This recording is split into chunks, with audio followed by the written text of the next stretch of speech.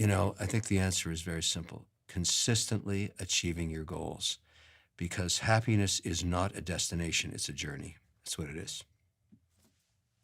So you have to set those goals, whether it's noise to signal, going full circle to what we talked about, or long-term, whatever it is, it's consistently achieving those goals, you will be happy. Consistently not achieving them, you will be unhappy, because it is not a destination. Happiness is not a destination, ever. It's a mistake that's so elusive.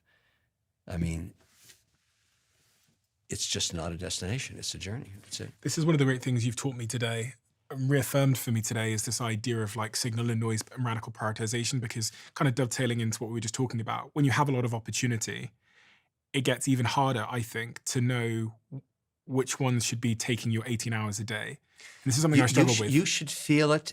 You're kind of a weird dude, because you're like a 70-year-old man in a 30-year-old body. Like you've got the intellect of experience, which most people don't have at your age.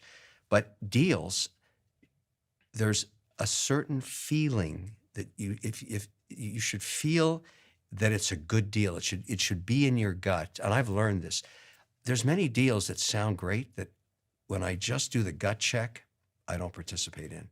They just don't give me, and that came from experience, but you seem to have that in some weird way to avoid that one we just talked about. It's intuitive feeling that you generally get by having a lot of winners and losers over time. But you seem to have accelerated that somehow.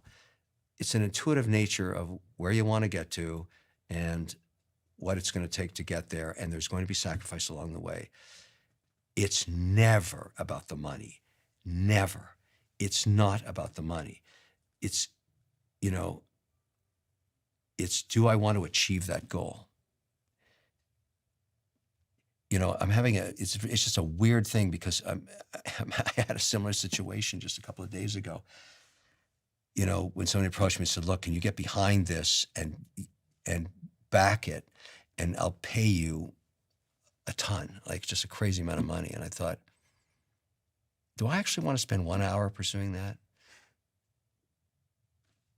And I went back to him and said, look, no, it's just not interesting. I can't see myself getting involved in that narrative, which it was a complicated situation. And then he said, look, how about I give you 2.5% of the company? I said, no. I just don't want to be associated. It's the same idea. It would intuitively. It was noise. Yeah, and what that would do is some opportunity you don't know about down the future, that you pursued some goal that somehow tainted your brand, and that opportunity never comes to you. You're the captain of your brand. You have to define yourself right through the journey. It's hard. It's really hard. It's really hard. And that if there's going to be a downfall for you, you will have chosen unwisely somewhere. But it better not be for money. There should never be an amount that you would take, because if your gut says no, it doesn't matter what the money is. Not after what you've achieved. I mean, you don't need to buy a guarantee anymore. You got it. I'm assuming you've put some away. I mean, it's very simple. If you've got $5 million in the bank, you can do whatever you want now.